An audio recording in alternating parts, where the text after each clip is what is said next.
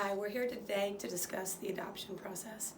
And of all the things we do at CPR, I think most people know that matchmaking is what I love doing the most. It is the core of what we do. Our goal is always to find a home for these dogs. So the first thing we have to do in order to find a home for our dogs is to get to know our dogs and to introduce them to the world. We call that marketing. We do that, first of all, with an average of a week's delay before we even consider putting them up for adoption. That is very different, very unusual from a traditional shelter type. They're in a hurry to get them in, get them out, get them processed. Now, I do agree that dogs' lives are short and we should get them up as quickly as we can, but first we have to make sure we know them well. Once we get to know them, we get that first 7 to 10 days out of the way, they've started to relax a little bit. We have relaxed a little bit, then we have to market them. We take their individual and unique story, and every dog's got a story, and we take that story and we put it into words and we put it out on the internet. We have our own webpage, we have Pet Finder, we have Adopt a Pet, we have Rescue Me. We have a number of ways. We reach out on social media now. Every day we showcase another dog on our social media. So we get the word out, and we're pretty good at it. I hear that over and over again, as your descriptions are so complete, and it's wonderful. So I have to talk about getting the word out with one little word of caution. Karen's heard me say this before, and so has Jessie. Don't fall in love with a picture. You're going to do it anyway. But always remember that while a picture is worth 1,000 words, you need to see an animal move like that. You need to see an animal interact. And so we are going to more videos. I wish we had time to do a video of every dog. Just so, again, if Spicy Lolita is mine, but you would see that kind of behavior and go, well, Rue didn't react, but she sure is spicy. That's why her name's Spicy. So don't fall in love with our pictures, but we do want you to look at them, and we want you to say, I really think that I'd like to meet that dog, or I'd really like to meet the people behind those dogs and let them match me to a dog. So we've told their stories in words and photos. We've put them all over the internet. We've listed them. And at that point, we start looking for homes. One thing I want to say is our word of mouth and our referral homes have skyrocketed. You talk about CPR. You send people to CPR. You had a good experience, and you tell your friends, and they call. Half of our people are coming to us now as referrals, I think. Referrals or repeats, and we love you repeats. Well, I had the most wonderful experience yesterday, placed the 4th dog with a family. 4 dogs they've adopted from CPR and taken to old age. That's wonderful, but that means that we did our job right the first time. So we know our dogs, we talk about them, you talk about them, and from there, we find homes. But first, we have to check your references. Karen's going to tell you about the actual application process. Every application that comes in, we have a team of 2 women right now, more to be added, that read every application. And what they do is they glean from that just the very basic details that our review team needs to know. Whether or not they have a fence, whether or not they have children, whether or not they have other dogs, whether or not they've had dogs in the past but no dogs now. All of those are the beginnings of clues that lead us to know which home is right for the right dog. We do vet checks, we do reference checks, we talk to 2 references each, at least for each applicant, and we do a vet check. And the vet check, we're looking for a basic standard of care.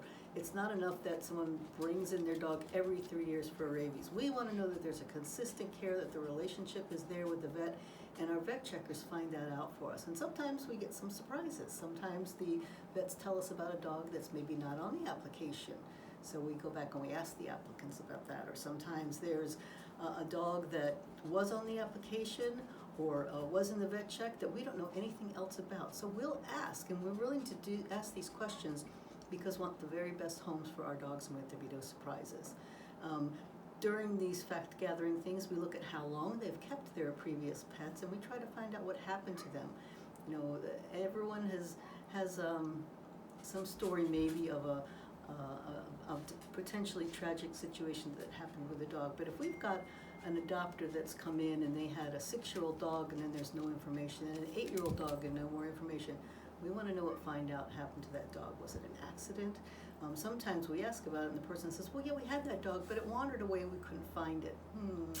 that's something that maybe we don't want to put our dogs into those situations. So we do ask really hard questions, and sometimes it's pretty emotional, but we're giving a precious, precious life to these families, and it's our responsibility to make sure that we've got everything we need to know. One of the things that could hang up an application is use of a shock collar, whether in the past or whether planned in the future. Early in our founding, Donna determined that we are not going to have anything to do with animals that will be placed with folks that will use a shock collar or an electric fence. It's just a terrifying situation sometimes for the dogs. The people don't know what they're doing. We've had dogs, sadly, that we have adopted out or that we have taken in, and they get to us and they are traumatized. They don't know why this thing on their neck hurts them, and so we're just not going to deal with folks that are willing to use that kind of containment for a dog. Another thing that people ask us about is, well, I want this big dog, or I want this dog that, has lots of energy. I don't have a fence, but we do a lot of hiking and we go to dog parks. We're going to hold out for some of our large dogs and some of our more energetic dogs for a fence. And we do that for a couple reasons. One, just the safety and security of a physical barrier, not only to keep the dogs in, but to keep other things out.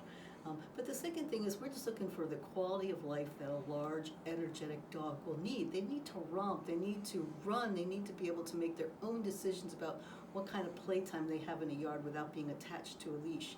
And while hiking and daycare and doggy play groups are good things, we also want that fence opportunity for our large dogs. One thing that we look at as we're doing our checking is what kind of trainer has these people used for their past dogs? What kind of trainer do they tell us they're going to use for their dogs that they're going to adopt to us? And if they mention a trainer, we will go and we will look at that trainer's website. And sometimes we even call them and find out what methods do you use for dogs for training. And what we're looking for are force-free methods.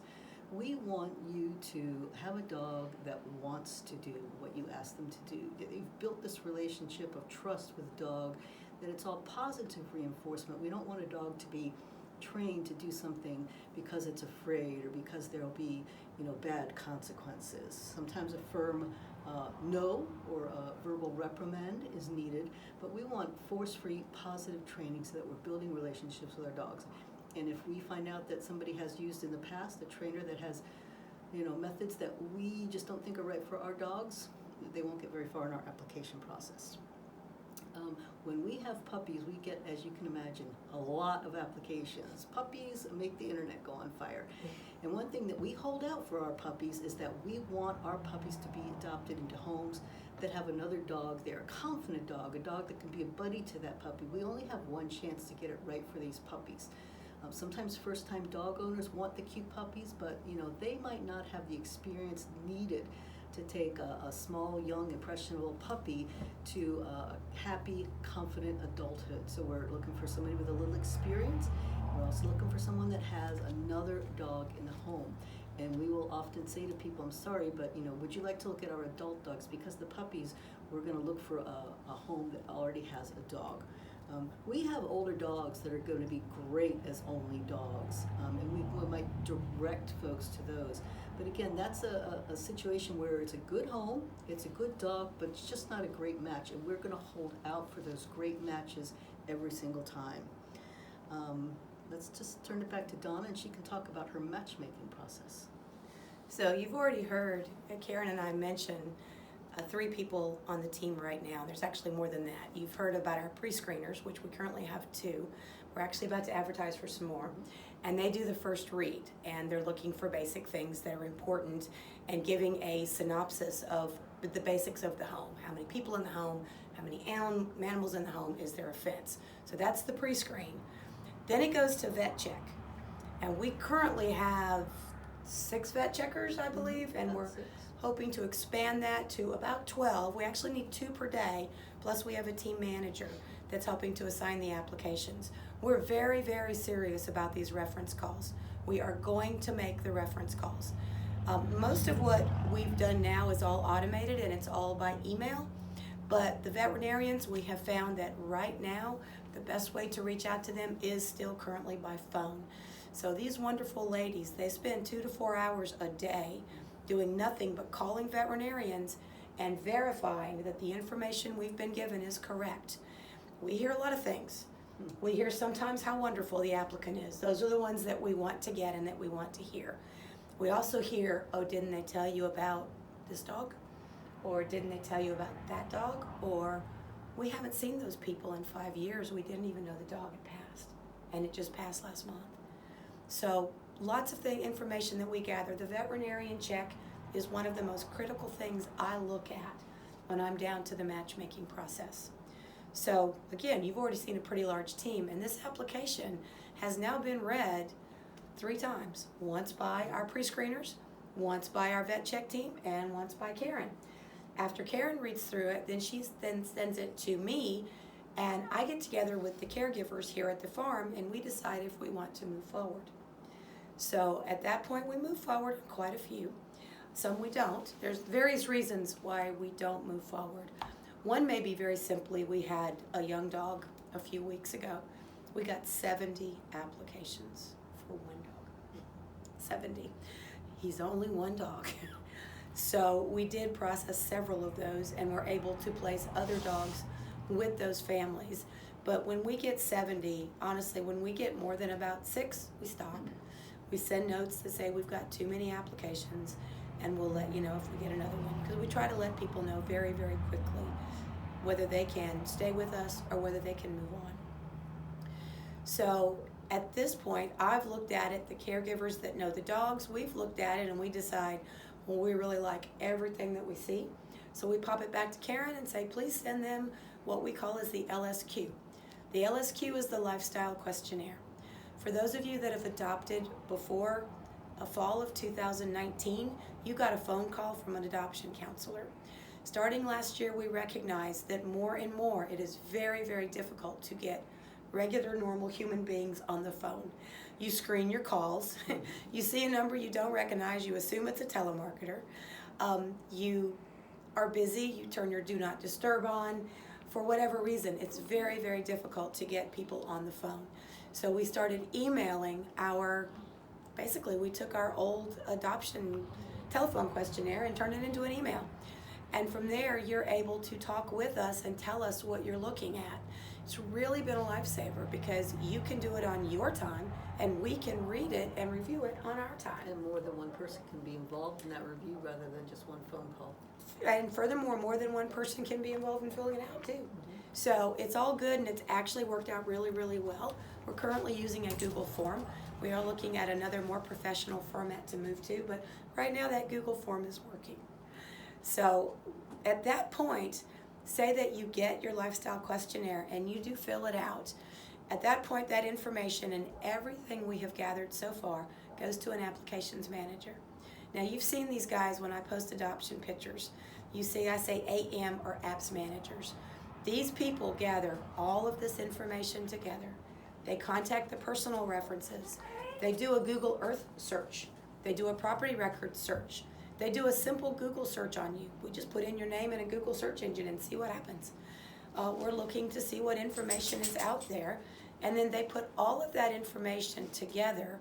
And that can be anywhere from 14 to 20 pages of information. And they boil it down to one page. They boil it down to our summary. And then they send it in. And from there, that is when the matchmaking begins. When I get the full file, we again sit down with the caregivers and say, okay, we've got this back. Everything looks amazing. These people look wonderful. I want to go home with them myself. We need to invite them. And so we issue, again by email, a written invitation. I personalize these invitations. Sometimes they're simply come meet dogs. I've got 12 that want to go home with you right now. Other times they're, you are correct.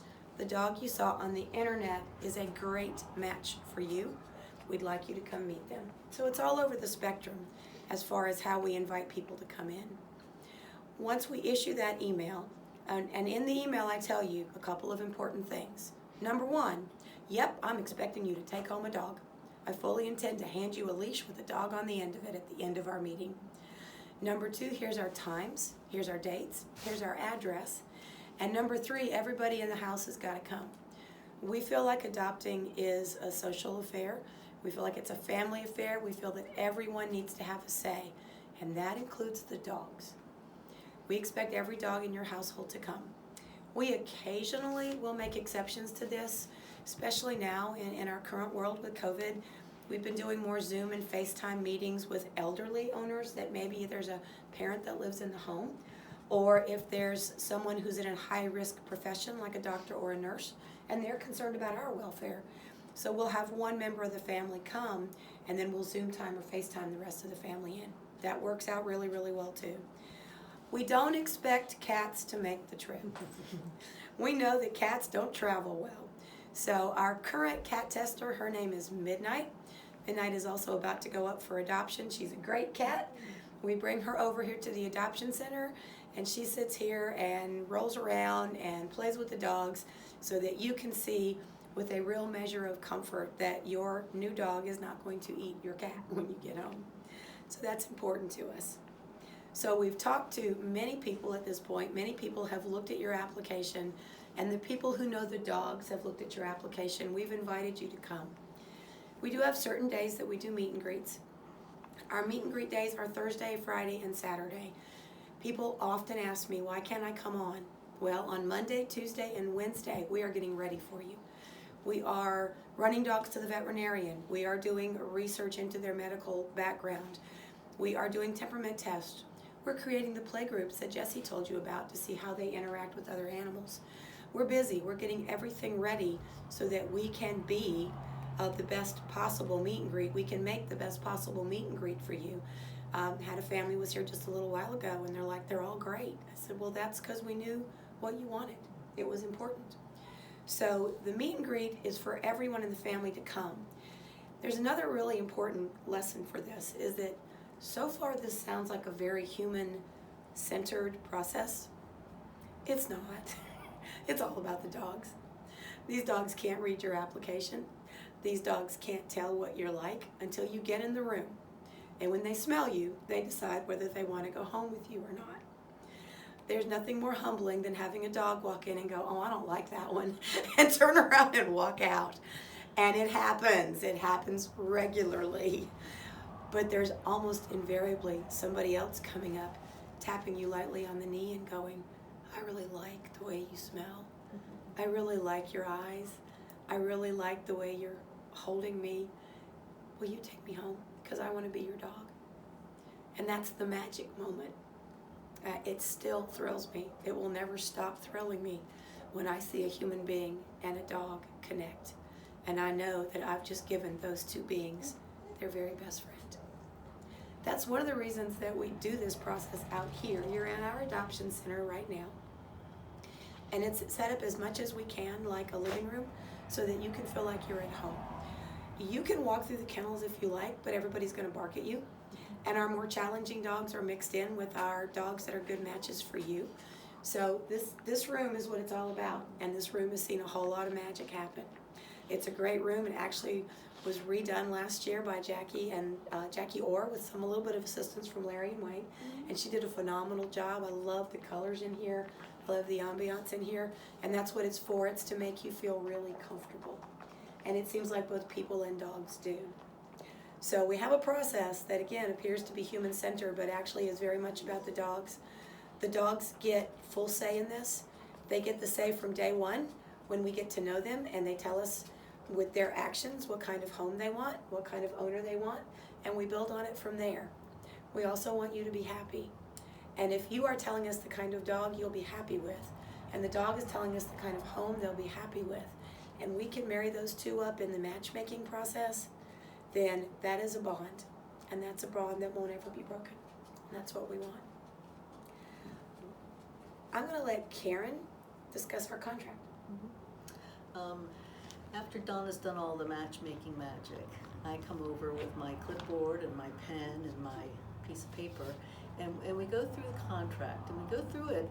We do email a copy of it to our potential adopters before they get here. But we go through it just to make sure that there is a solid understanding on both parties that what we want is what's best for the dog, and we've spelled it out. We've spelled out that we expect monthly heartworm preventative and flea and tick treatment. we've spelled out that we expect, in fact we insist and demand, that our dogs be indoor only dogs. And of course we've talked about all these things before you get here, but this is where the rubber meets the road, and we just want to make sure that we have as frank a conversation as possible, that this is a commitment, it's a lifetime commitment, and you know, here is what we expect you, how we expect you to treat our dogs. One of the most important items in our contract, and it's so important, we have a paragraph at the top and we have a paragraph at the bottom. It says, if for any reason this does not work out, and sometimes it doesn't, and sometimes it doesn't through no fault, we want the dog back here. No questions asked. We insist on it. We don't want it going to another rescue or to a member of your family, because those dogs are our dogs for life. And if it doesn't work out after an adoption, it doesn't matter, it could be a week, it could be 10 years. We want that dog back. That dog will always have a home here. So we have this conversation before you sign anything, before we take your adoption fee, before we hand you the leash, just to make sure that we're partnering with you to make absolutely certain that this dog has a forever home. We want you to be successful. We have an opportunity for you to ask any questions. A lot of times we bring the dog's primary caregiver into the room so that you can ask in real time, how has this dog been? What does this dog do? And I think that's very comforting for folks to talk to someone who already knows their dog. And of course, even after the fact, we are available to you to ask questions about us. And if we're really lucky, you will join our Closed Adopters Facebook page, and we can continue to keep up with the adventures of Sally or the adventures of Zeke and pictures. And we have people that have been on our Facebook page for years and years and years, and it's just always a thrill to see how those dogs are thriving. So back to you. So that's a wrap. That's the adoption process. Is it intense? Yes. It's labor intense. It's feeling intense. It's every step of the way trying to make sure that we do this right, because it's very important. We would rather adopt less dogs, but make sure that they go to the right home at the right time. We actually, 1 out of every 100 person goes away without a dog from us. Everybody else takes home a dog. By the time they've gone through all of that, we know what they need, they know what they need, and our dogs, we know what they need. So we put it all together. We have less than a 2% return rate. We do very occasionally get a dog returned to us, but it's rare. And that's also good, because returns are bad for the dogs and they're bad for the people. We don't like returns. Something somewhere along the line has gotten missed, we feel like, or occasionally we'll get a dog who simply acts differently than we anticipated. But a 2% return rate, I think, is extremely, extremely positive. We know when we do events and this process is condensed into just like a few hours, that we actually have a larger return rate. So the process to come to the farm is a bit of a long one, but it's worth it. I want to thank all of our adopters out there that have gone through this process and have come to us and have taken home one of our babies. You are part of our family, and we appreciate you every day. Thank you so much.